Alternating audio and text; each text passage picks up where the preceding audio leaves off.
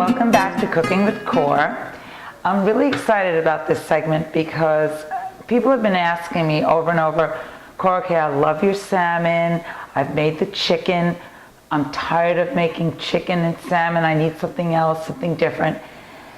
Well, there are other options, and they're healthy options, meat and non-meat, but today we're going to do a nice lean pork tenderloin, which we're going to put on the grill. I'm going to demonstrate the marinade I use for that. We're going to do kale two ways. Kale, why kale? Because it's loaded with vitamins, it's so good for you, and prepared correctly, it's delicious. But the problem is, people make it in ways that it ends up being bitter, it doesn't taste good. This way, we're going to make kale chips that are crunchy and delicious, and a sauteed kale.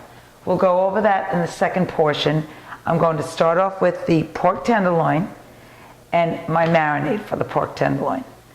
So what I do is olive oil, and I always use extra virgin olive oil, whatever type of olive oil is fine. I use organic garlic.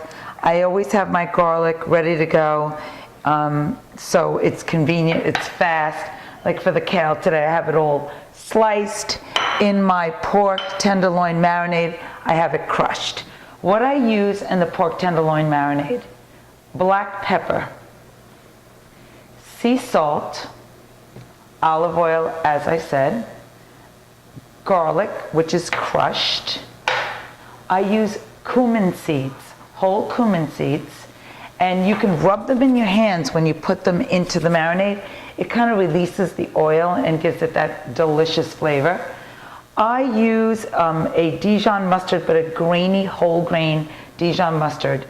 It's delicious. It really works well with the pork tenderloin. And then my smoky sea salt, which I give you resources all the time where to obtain these products. Now, it wouldn't be one of Core's videos without surgical gloves. And I mean it, I go through so many surgical gloves. I mean, you have to keep everything nice and clean and neat and safe. So I'm going to show you the cleaning of the pork tenderloin, but I have one already in the marinade, and this is what it looks like when it's in the marinade with all the garlic, the olive oil, the mustard. I don't really give you measurements because that's up to you. Some people like a little less, some people like more. Just to coat your pork is perfect.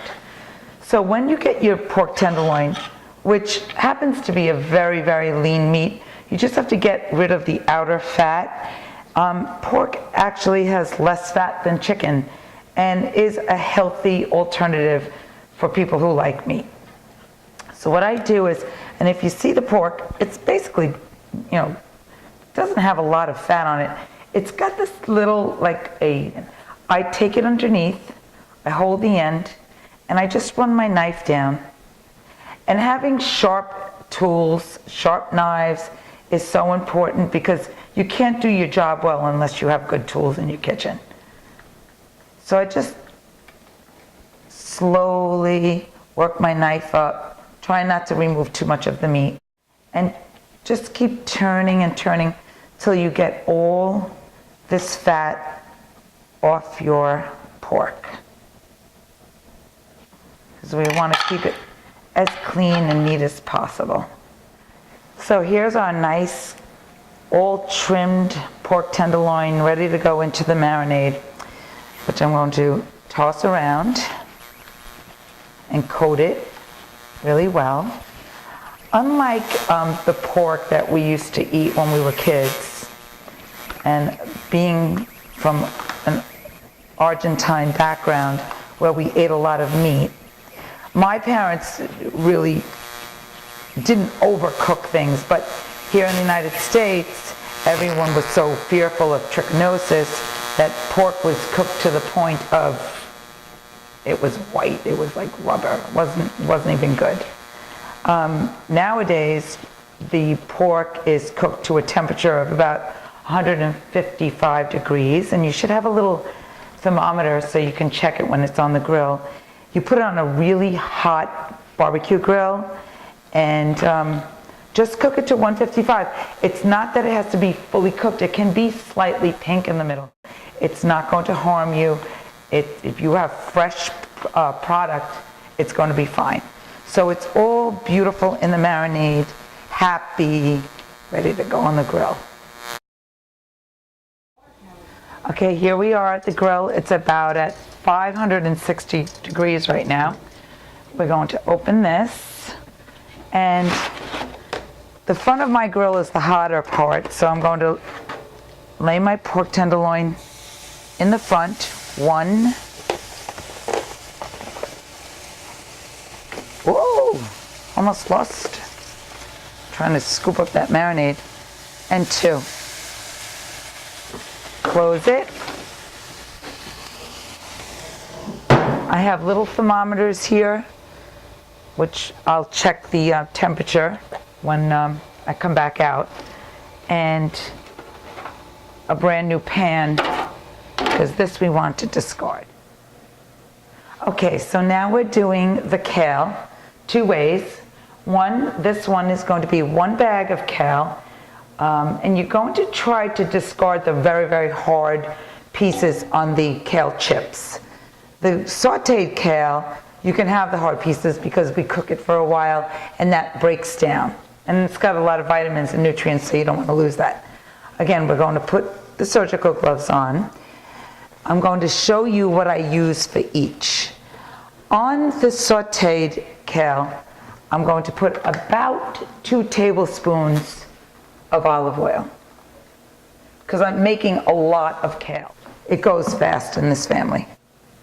Okay, we're going to put a little bit of olive oil, and I use a big stainless steel pan so I can toss it and coat it for the kale chips. I'm going to put not too much, maybe a tablespoon of olive oil. You don't need a lot. I'm going to add sea salt.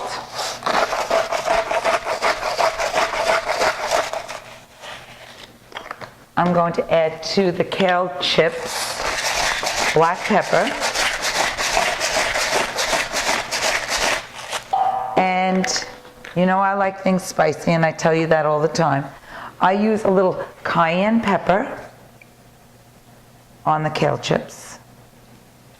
Our family likes spicy. You don't have to use this if you don't want to. Now I toss all the kale, so we get a little bit of olive oil, a little bit of all the spice dispersed through the vegetable. So there's no need to put anything on the pan. You have a nice cookie sheet. Transfer your kale onto your pan.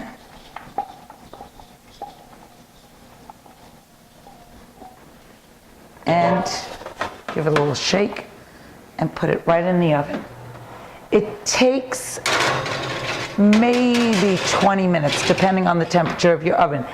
You should check it periodically, toss it a bit, because you'll find that the edges start getting crunchy and crispy, and sometimes the middle doesn't. So to keep it even, give it a little toss. So now we're going to go back to the stove. So here I have my olive oil already heating, and it's ready to have the garlic placed. So we're using a lot of kale. I'm using 4 big bags of kale, so I'm using about 6 sliced garlics. So you're going to want to put this right into your olive oil and start tossing immediately. You do not want to burn your garlic. Burnt garlic just makes your food taste bitter, and it's undesirable. So keep an eye on it. Just using a little bit of hot pepper flakes. Now again, you don't have to use as much as I use. I am making a lot of kale, so I use a good half teaspoon or teaspoon of the red chili pepper flakes. So we're getting ready. Now is the time to start introducing our kale into our pot. So like you see here, I have an awfully large amount of kale. So I start adding it and I toss as I go. And you'll see, 4 bags of kale doesn't make much in the end. It shrinks down. The next thing I add, now it's up to you. You don't have to use chicken broth or chicken stock. This is an organic, low sodium. You can use vegetable broth. You can just use water if you want. We happen to like the flavor that it gives the kale. And this is probably one of the secrets that gives the kale that sweet taste instead of it being how people describe it to be bitter, because ours never ends up being bitter. So for a bag of kale, you're going to want to use about a cup of broth. For 4 bags, you're going to need about 3 to 4 cups. So I'm going to use this entire amount. This was shy of a container. I pick up the heat a bit and I keep tossing. Now, you're going to want to cook this kale down until all your broth is gone. That's the key. Keep cooking, keep tossing. Once you have a dry pan, just to the point when you start seeing your kale starts sticking slightly to the pan, that's when it's ready. You want to get all that water out, and the more you cook it, the sweeter it gets. A good chef needs a good set of tongs, as I always tell you. We're going to check our kale chips because these go pretty fast, and as you can see, they're already browning. So they're not going to need much longer. This took maybe, they've been in there just 10 minutes. So keep an eye on them because you don't want them to burn. You want them to be crispy like a potato chip, but not burnt. It's preheated at 350, the oven.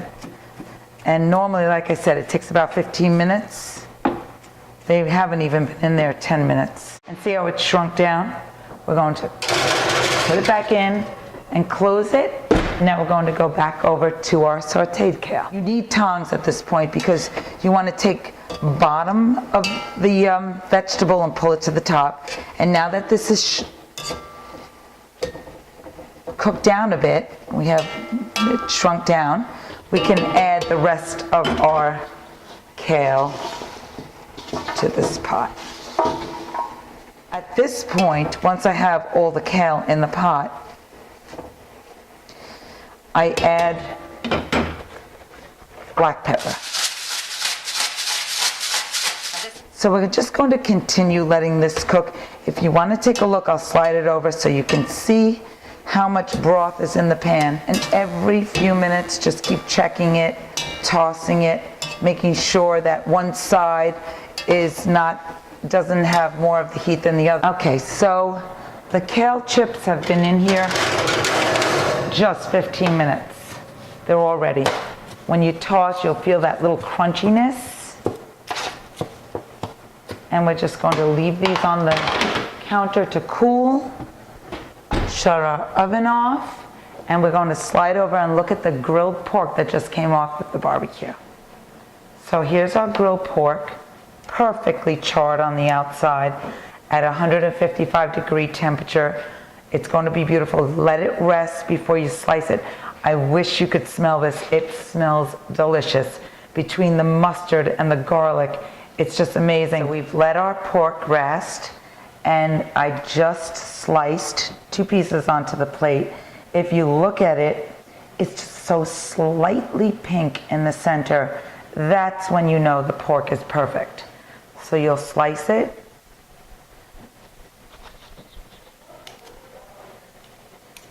These beautiful little pork medallions on your plate.